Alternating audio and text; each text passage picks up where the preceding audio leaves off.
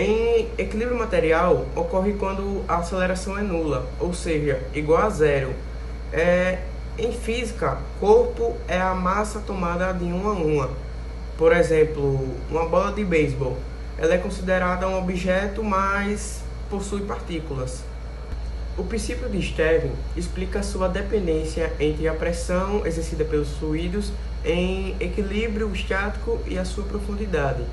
Quanto maior for a altura de um líquido, maior será a pressão exercida contra as paredes do recipiente. A pressão hidrostática é aquela em que o fluido exerce pressão contra as paredes do seu recipiente.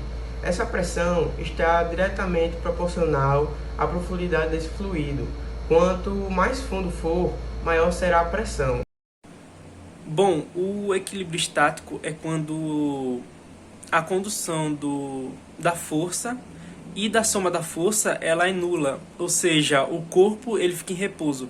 Já o hidrostático é quando um corpo sólido ou líquido ele fica relaxado na forma que ele teria se ele fosse um líquido calmo. Bom, o equilíbrio estático ele é quando o corpo ele fica em repouso. O equilíbrio dinâmico é quando o corpo ele fica em movimento constante, velocidade constante. Já o estável ele é quando ele é retirado do seu ponto de equilíbrio e quando ele é abandonado ele volta para o seu ponto de equilíbrio. Já o instável ele sai do ponto de equilíbrio dele. Bom, existem duas condições para o equilíbrio e eu vou falar das duas, que é a condição da soma das forças, que com essa condição surgiu dois negócios, que foi o equilíbrio estático e o equilíbrio dinâmico. O estático é quando a força é nula e o corpo está em repouso e etc.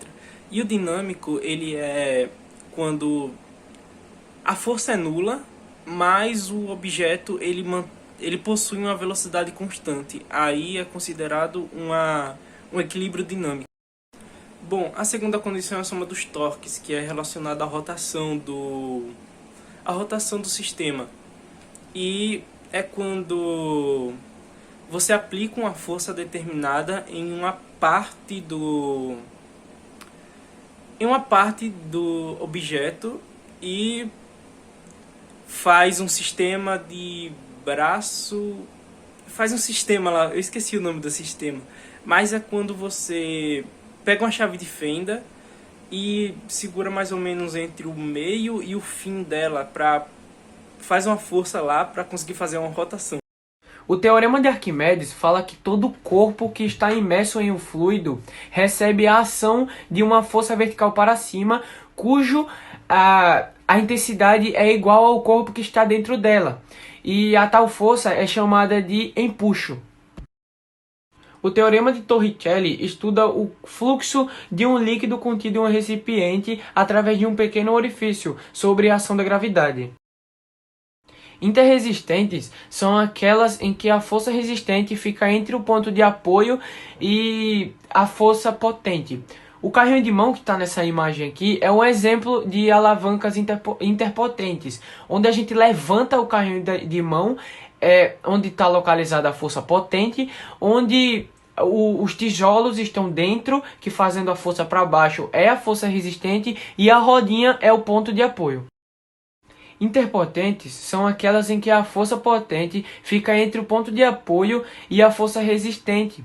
As pinças e a articulação do cotovelo humano são exemplos de alavancas interpotentes. E nessa imagem aqui, como vocês podem ver, de uma pinça, a força potente fica no meio, o ponto de apoio fica lá na parte de baixo, daqui, e a força resistente fica lá em cima. Bom, a interfixa ela tem um ponto de apoio entre a força potente e a força resistente, como alicates ou tesourinhas. Também é bem comum em alavancas. Inclusive, alavancas foi muito utilizada a interfixa, e alavancas causaram um grande avanço tecnológico. Bom, agora eu vou mostrar como funciona em uma tesoura. Aqui está o eixo, nesse meiozinho aqui. Na lâmina está a força resistente e no verde aqui é onde a gente aplica a força normal para abrir e fechar a tesoura.